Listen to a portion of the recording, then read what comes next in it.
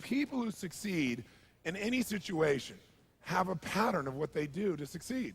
And it doesn't matter whether that person is succeeding in a business context or in a relationship context. It doesn't matter what the environment is. The fundamental lessons or laws for succeeding are very, very basic. So if we're looking for the ultimate success formula, the very first thing we'd have is you'd have to know what you want, which we call know your outcome. If you're going to succeed at anything, it's hard to succeed, hard to hit a target when you don't know what it is. And as simplistic as this sounds, do most people really know what they want? What do you think, yes or no? At least not consciously they don't, right? And so it's going to be very, very difficult to achieve what you want when you haven't defined it. But this is going to become a question we're going to want you to ask yourself a lot. What is my outcome in this situation? I even have a time management system that I developed. It's really a life management system, which we call OPA, because the first O stands for what's my outcome. Because you can come up with a question like, what should I do? And you're going to end up with a long list. But as you do all these things, what will happen is you can cross everything off your list and still be unfulfilled and not really achieve anything that matters. So you'll say, what's my outcome first? Then you begin to decide what you need to do to get the outcome. So in this case, we want to say, what's your outcome? You want to make it a habit to ask this question a lot. You're in the middle of a conversation. Stop yourself if it seems to be going nowhere and say, what's my outcome here? Do I want to connect? Do I want to influence this person? Do I want to learn something? What's your outcome? For example, how many of you have ever been caught up in an argument and you even forgot what you're arguing for, but you knew you had to win? How many been there? Say aye. Okay, if in the middle of that argument you were to ask yourself the question, what's my outcome here? I guarantee you your brain would say, well, my outcome is not to fight, my outcome is to resolve this. And as you get clear on what your real target is, your behavior will change automatically. So very, very few people know what they want. And the more clear you can get about what you want, the more you can really achieve. So you might write underneath this is the subset of number one, still number one. Just write clarity is power. Clarity is power. The more clear you can become about what it is you really want, the more power you're going to have. Because your brain is like a servo mechanism in a bomb, as an example. When they send a missile out, it has a servo mechanism. It knows what the target is. And when the target moves, it follows it. Well, your brain is very similar. When you decide exactly what it is you want, you start picking up information that you never would have picked up before consciously. For example, have you ever bought a particular car maybe, or maybe a certain outfit, and then all of a sudden you see that car or outfit everywhere? How many have had that experience? Say aye. Well, was that car or outfit already around you all the time? Yeah, but you didn't notice it because there's a portion of your brain that is responsible for one thing, and that is screening out 99% of what you see, hear, and feel in life. Because if you were to notice everything that's going on in this room right now, you go stark raving mad. But most of you don't. You pay attention to a small number of things. If you could right now notice what? Millions of things. You could notice my voice. You could listen to what I'm saying. You could notice what's going on in the background, the screens. You could hear the air conditioning. You could smell your neighbor off to all that jumping up and down and notice that. Right? You could feel maybe a little sweat trickling across your chest or whatever was going on after all that jumping up and down. You could feel the blood maybe vibrating or circulating through your left eardrum, but you don't think about those things, so maybe I mention them or something triggers it. So this part of our brain that's responsible for deleting most of our thoughts and most of the things that are going on around us, that part of our brain, when it knows what you want, it makes you notice those things. You suddenly see that car because it's important. It's called the reticular activating system. You don't have to write all that down. For short, it's called RAS. The reticular activating system tells your brain what to pay attention to. So when you say, this is what I really want, now anything that relates to that you wouldn't have noticed before will start popping up into your focus. And a lot of times people say, it's amazing. I decided this and it was kind of synchronicity. These things started popping up. Well, these things were probably around you before, but you never noticed them because you hadn't decided your outcome. Now, when you know your outcome, you're ahead of 95% of the population. But that's not enough. The second thing you got to know is a lot of times you know your outcome, but you lose your drive. You want something, but you forget the most important thing, which is know why you want it. Know why you want it. You got to know the purpose. In our OPA training system, when people are managing their lives, we have them ask, what's my outcome? And then why do I want this?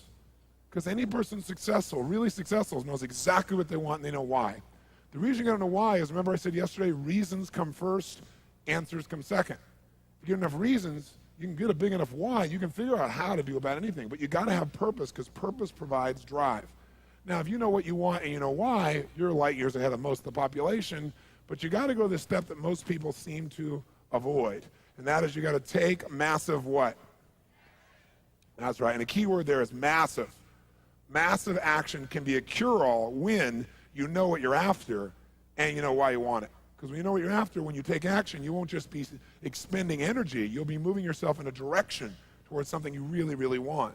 And by the way, last night we called taking massive action personal what? Power, which means the ability to take action. And what stops people from taking action? Primarily what? Fear. And the way you get over that fear is, what do you think is the number one fear most people have? Failure. And the reason is they feel if they fail, they won't be loved. They'll be rejected. They'll be hurt. They'll be judged. So what they really are afraid of is losing love. And they think that this rejection, or I should say this failure, will lead to that rejection or loss of love. The truth of the matter is you can't fail unless you don't try. If you try something that doesn't work, you just learn from it, and that'll make you better the next time you go about it. Now, if you know your outcome, know why you want it, and take massive action, you're now in the most small percentile of people on the planet. So what's the next step, though? Well, you can take a lot of action and get caught up in a pattern. Like become so determined that you became like tunnel vision, like, I know this is going to work. And so you keep running east looking for a sunset with total certainty and a lot of belief, high standards, still doesn't work. So what you have to be able to do to succeed so you don't get caught up in some old pattern is you got to know what you're getting. Know what you are, know what you're getting. The word we use for this, as for short, is we call it sensory acuity.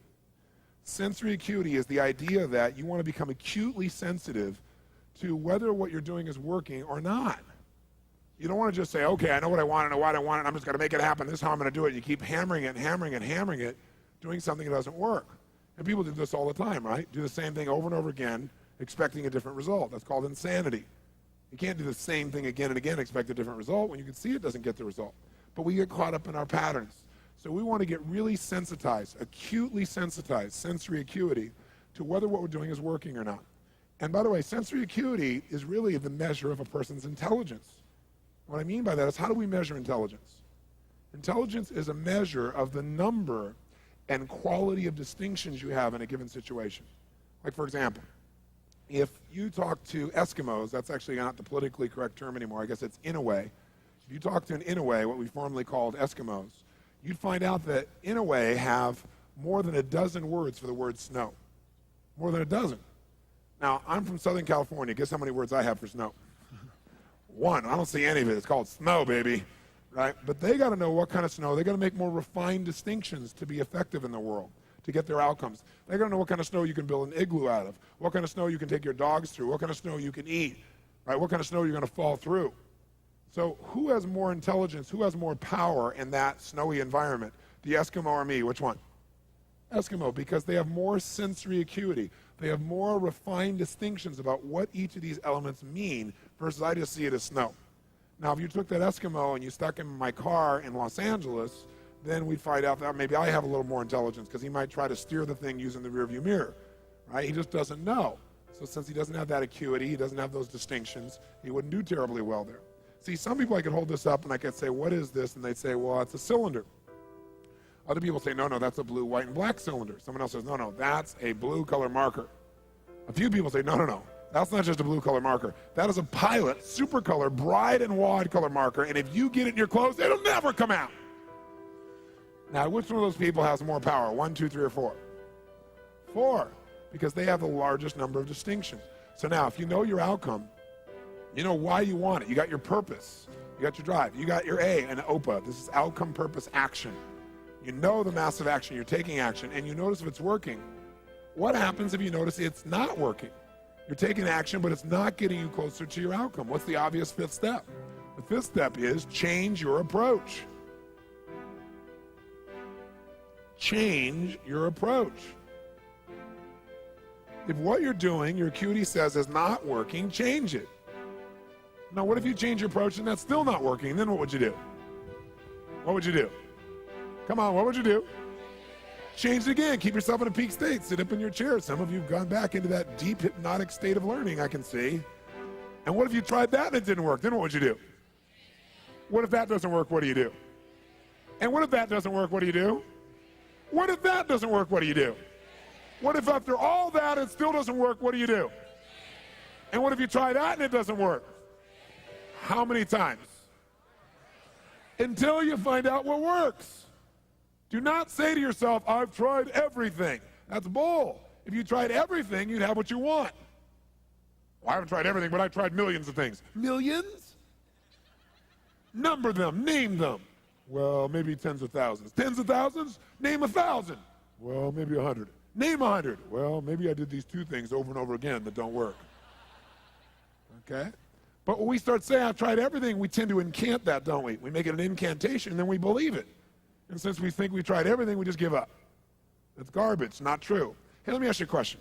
How long would you give your average baby to learn how to walk?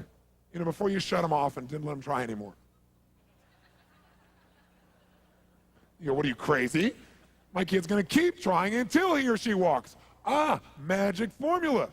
And when almost everybody in the whole world walks. Okay? So this is the ultimate success formula. It comes down to knowing what you want, why you want it, taking massive action, know if it's working, and simply changing your approach until you get it.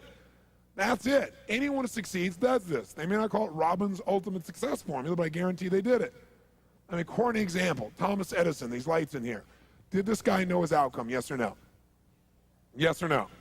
He was absolutely clear. Without knowing the outcome, you couldn't have built that in a million years. It didn't exist before. He had to decide he wanted to create this result without the use of candles. Did he know why he wanted to do it? You bet. You read his writings, this man had a sense of incredible purpose and drive. Did he take massive action, yes or no? Oh, yes. Tens of thousands of experiments. Did he notice when it wasn't working and learn from it, yes or no? Did he keep changing his approach? That's why right now in this room we don't smell candlelight, right? Now, if you know the old story of him, it's written about him in his early days. He says he's got his best friend with him. He's doing this experiment, and as he's doing it, he creates a small explosion, which shakes the room, scares both of them very, very severely. And then at the end of that, he gets up, and his friend is totally shaken, freaked out. He pulls out his journal, and he starts writing. And his buddy says to him, what's the matter with you, insane? You almost killed us. So you're going to wait till you have 10,000 failures before you give this stupid idea up? And Edison's response to him was, I didn't have a failure there. He goes, that's your 9,999th failure. He said, no, it's not. He said, I discovered the 9,999th way not to invent the electric light bulb. But I did discover how to create a small explosion, which may be useful in the future somewhere else. Interesting, right? Because he understood what this process was. Hey, did Bruce Springsteen use this? Do you think he just went out and used his gravelly voice and said, hey, baby, born to USA, and everybody went, yeah, you're it, man? Is that what happened? No. What really happened, if you know his story, was that all the agents and people he went to try and book with said, just play the guitar and keep your mouth shut. Your voice is gross sounding. It's gravelly. It's irritating. No one is going to like the stuff. Keep your mouth shut and play the guitar. But he knew what he wanted. He had all the drive you can imagine, knew why he wanted, took massive action, kept changing his approach until he got what he wanted. How about Sly Stallone, Sylvester Stallone, Rocky? Rocky's story is this even, right? But Sly's is too. Sly's a good friend of mine. And when I first met him years ago, he's listening to my tapes and stuff, and he invited me over for dinner. We started talking. And I said, you know, I've heard your story from other people, but I really love to hear it from the horse's mouth. I don't know how much is mythology, you know, urban myth, and how much is true. So he told me his whole story. He said the essence of it, though, was he said he knew his whole life what he wanted to do since he was very, very young. He wanted to be in the movie business, period. I mean, not just TV, movies. And he said why was, for him, it was a chance to have people not only escape, but to inspire people. And by the way, that drive is what made most of his movies, inspire people to what they're capable of, to overcome unbelievable obstacles, because in his own life, he felt like he did that. When he was born, he was pulled out by the forceps. That's why he looked the way he did. That's why he talked the way he did. And he said, so I really want to do that. And he said, I knew why I wanted to do it, and I wasn't willing to settle for anything else. And he said, what happened was, I went out to try and get jobs, and it's not like I went, hey, Adrian. They went, you're a star. It didn't work out real well. They looked at me and said, hey, you're stupid looking. Do something else. You know, what is it talking like this? There's no place for you in that stuff. You're never going to be a star in the movies. You're insane. No one's going to want to listen to somebody who looks dopey and talks out of the side of their mouth, right? And he got no after no after no after no. He said, I was thrown out more than 1,500 times of agents' offices in New York. I said, there aren't 1,500 agents in New York. He said, I know. I've been to them 5, 6, 7, 8, 9 times. He said, I remember one guy went in there, and I got in there at 4 o'clock, and he wouldn't see me, so I stayed there, and I would not leave. And I stayed overnight. They came back the next morning. I was still sitting there. He said, that's how I got my first job. The guy said, fine, come in here. And he sat down and he went through this and he gave me my first movie. I said, oh, really? I thought Rocky was your first movie. He said, no, this other movie, I'd never heard of it. I said, well, what character did you play? He said, well, I was in it for about 20 seconds. I was a thug that somebody beat up. He said, because they made me feel like, people hate your guts. You getting beat up will be a good thing. And he did like 3 movies like that. Never got anything. Kept going out. Rejection, rejection, rejection. So finally he realized it wasn't working. So he changed his approach. He said, I was starving, by the way. He said, I couldn't pay for even to have heat in my apartment. My wife was screaming at me every day to go get a job. I said, well, why didn't you? He said, because I knew that if I got a job, he said, I'd get seduced back and I'd lose my hunger. He said, I knew that the only way I could do this is if it was the only choice, if I burned all other bridges. Because if I did a normal job, pretty soon I'd be caught up in that rhythm and that stuff, and I'd feel okay about my life, and I feel like my dream would just gradually disappear. He said, I wanted to keep that hunger. That hunger was the only thing I thought was my advantage. He said, my wife didn't understand that at all. He said, we'd have these vicious fights, and he said, it was freezing. So I was broke, we had no money, and he said, so I finally went to the public library one day because it was warm. So I didn't want to read anything. So I went in, New York Public Library. He said, I was hanging out there, and I sat down in this chair, and somebody left a book there. And he said, I looked down at this book, and it was the poems of Edgar Allan, stories of Edgar Allan Poe. And he said, so I started reading it, and he said, I got totally into Edgar Allan Poe. And he said, I know everything about it. He goes on for another 20 minutes telling me about Edgar Allan Poe. He knows everything, how he died, what it was about, what really happened. And I said, well, what did Poe do for you? He said, Poe got me out of myself. He got me to think about how I could touch other people and not worry about myself so much. And he said, it made me decide to become a writer. I said, just imagine Rocky the writer, right? And he said, so I tried to write a bunch of screenplays, nothing worked. I was totally broke. He said, I didn't even have $50. And he said, and finally, he said, I sold a script. It was called Paradise Alley. He said, it's a movie I made many years later, but I sold it. And he said, I sold it for $100. He said, but $100 was a ton of money, man. I was so thrilled. I thought, I'm on my way. But it never led to anything. And he said, so finally, he said, I kept going and going and going. He said, finally, we were so broke. He said, I hawked my wife's jewelry. He said, Tony, there's some things in life you should never do. He said, that was basically the end of our relationship. She hated my guts so much. He said, now we were so broke, we had nothing, no food, no money. And he said, the one thing I loved most in the world was my dog. He said, I love my dog because he gave me unconditional love, unlike my wife. And he said, so what happened was, though, we were so broke that to survive, I couldn't even feed my dog. So I went to a liquor store. He said, it was the lowest day of my life. And I stood outside the liquor store trying to sell my dog to strangers. He said, I tried to sell my dog for $50. And he said that finally this one guy negotiated with me and bought my dog for me, my best friend on earth, for $25. He said, I walked away from there and I cried. He said, it was the worst thing that ever happened in my life. He said, 2 weeks later, I'm watching a fight between Muhammad Ali and Wepner, this white guy that's getting bludgeoned but just keeps on coming even though he gets the hell beat out of him. And he said, I got an idea. He said, as soon as the fight ended, I started writing. He said, I wrote for 20 straight hours. I did not sleep. I wrote the entire movie in 20 hours straight. Right then. Saw the fight, wrote the movie. Whole thing, done. He said, I was shaking at the end. I was so excited. He said, I really knew, man. I knew what I wanted. I knew why I wanted it. He said, just like you teach that formula. He said, but I said, man, I took the action. Now it's time to deliver. And so he said, I went out and started trying to sell it to agents. And they all would read it, and they'd say, this is predictable. This is stupid. This is sappy. He said, I wrote down all the things they said, and I read them the night of the Oscars when we won. Right? He said, it was really good, right? The greatest revenge is massive success. And he said, so what happened was, he said, I kept going, trying to sell it, nobody going, I'm broke, I'm starving. He said, finally, I meet these guys, they read it, and they believe in the script, and they love it. And they offer me $125,000 for my script. I said, oh my God, you must have been out of your mind. He said, I was. I said, just one thing though, guys, you got a deal based on one thing. And they said, what's that? He said, I got a star in it. They went, pfft. What are you talking about? You're a writer. He said, no, I'm an actor. I said, no, you're a writer. He said, no, I'm an actor. That is my story, and I'm Rocky. He said, I got to play it. I got to be the head person. I got to be the starring role. And they said, there's no way. We're not going to pay you $125,000, take some no name and stick you in that and throw our money away. We need a star. And they want to have Ryan O'Neal play Rocky, to give you a picture. Can you imagine? That's who they'd picked, right?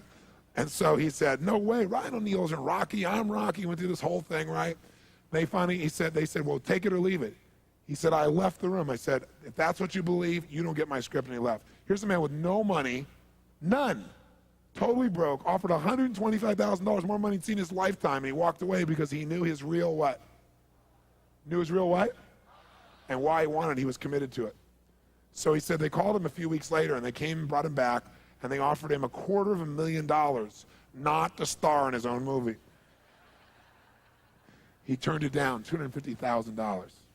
They came back, their final offer is $325,000. They wanted this thing.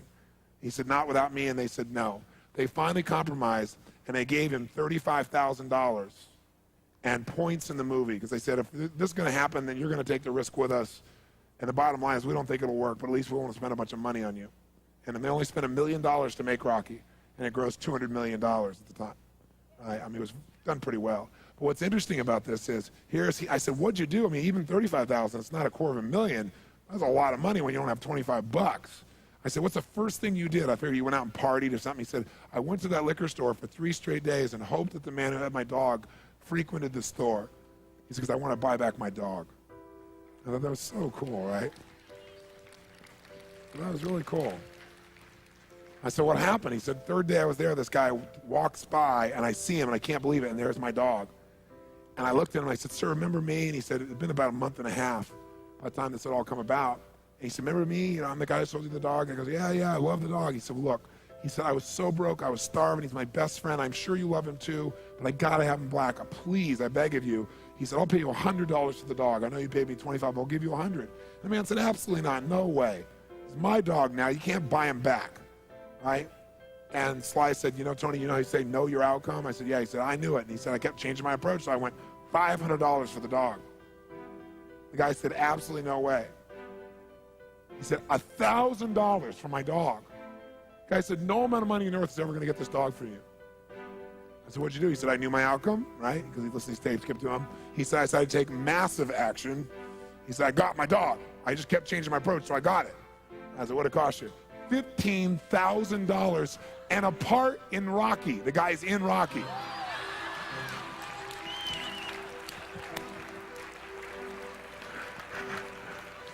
You know that dog in Rocky, Butt Kiss?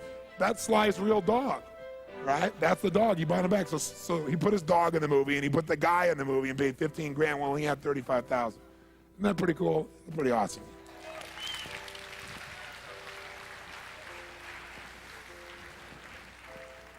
So there's always a way if you're committed. Just got to keep changing your approach.